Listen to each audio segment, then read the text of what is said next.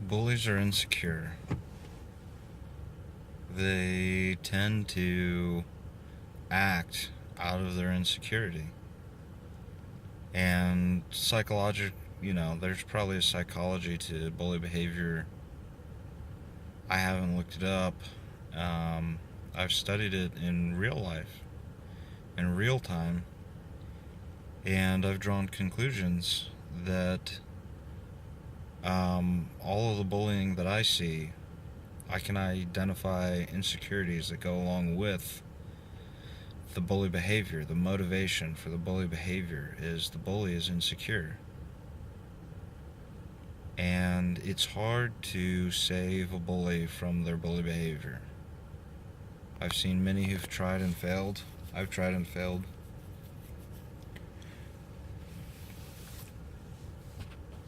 But, that's how life goes. You're dealt a hand. You play your cards and let the chips fall where they may, I think. I don't know if that's the right saying. But bullies are typically a certain way. They're insecure. And when you address a bully for their insecurity, that's when they shy away. And that's when they're like, oh, no, everything's fine. I get to keep doing what I'm doing. Don't confront me. I want a power trip. I want to intimidate people. I want to be a fear mongerer. And they do. They try to incite fear all the time and intimidate. And I think that it is sad when you try to save a bully and then you realize, how hard could this be? It's hard. It's very difficult. And there's a lot of wrong ways to go about reaching out to a bully, making him feel better about life, better about himself. And, bullies aren't always men, but, a lot of bullies are men. There's white men that bully black people more often than I think I've seen than white women bullying black women, but I'm not a woman, so I'm not in their circle. And I am in a man's circle, and I see it rampant in the streets, everywhere. Bullies are getting away with bullying, and they're insecure people, and they don't like it when I exploit their insecurities. I know that, because one time I got my legs lit on fire, which is what it is. It happened. I accept it. But in confronting a bully, there is a right way, because there is a wrong way to do it. And if you do it the wrong way, you get the brunt end of all of his bully behavior. And it's not fun. And it's certainly not fun to try to rescue a bully. But you shouldn't rescue. You shouldn't, you confront the problem with your person in your life. You face it. And you try to reach out to them. That's common. These people in these bullies' lives that don't want them to be bullies go about it the wrong way from time to time. I've seen, in my experience. And it exacerbates the problem. It makes it worse. And it blows up. And it's just not fun. But it is sad. Because, you want to rescue these people. Oh, and you shouldn't rescue. Cartman's triangle. I think that's what it's called. You have a rescuer, a persecutor, and a victim. And in this triangle, all the roles will trap you in this mentality of which, in your instincts, in your person, you presume that one of the three roles is an appropriate presentation of self, and it is a trap. I've been a rescuer, I've been a victim, I've been a persecutor. And it's a trap. I get stuck in the behavior. And so you shouldn't be a rescuer. And if you can accept accountability, I was rescuing, I was persecuting, I was being a victim. I accept it. You can move on from Cartman's triangle. That's what I learned in my PTSD therapy.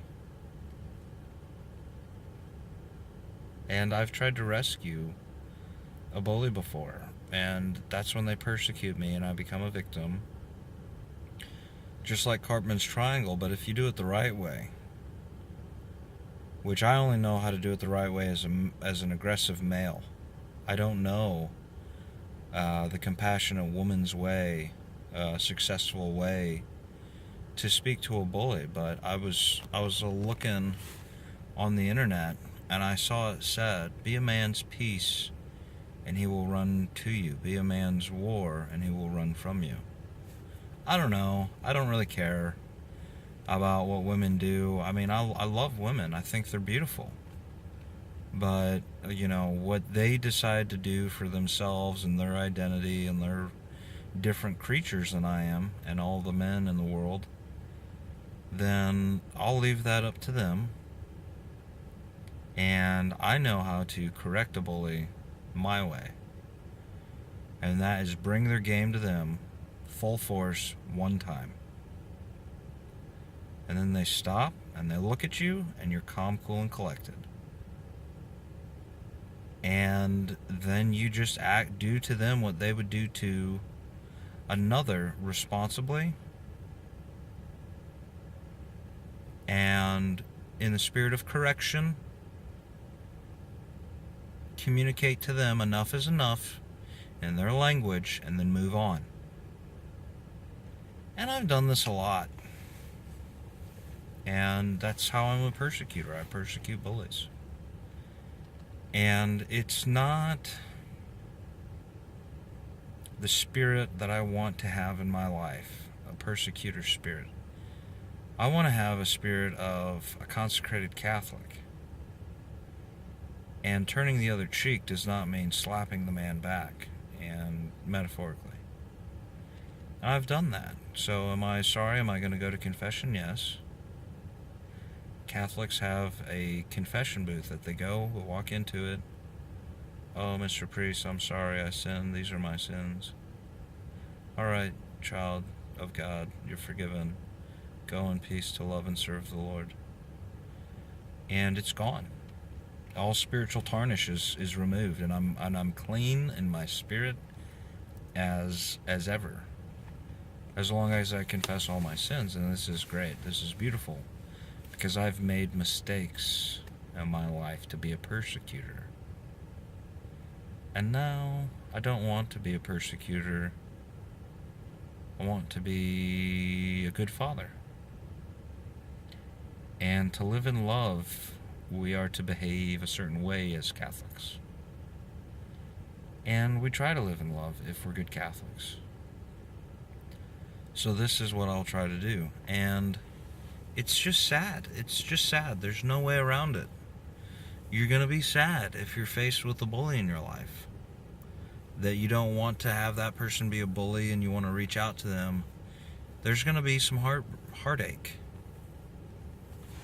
Because it's difficult to reach a bully in their insecurity and comfort them. I don't comfort a bully. I try to correct a bully.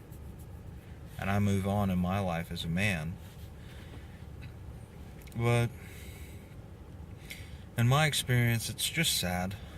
And I'm sad for all of the times I failed. And yeah, that's my thought for the day. So thanks for watching. Have a good day.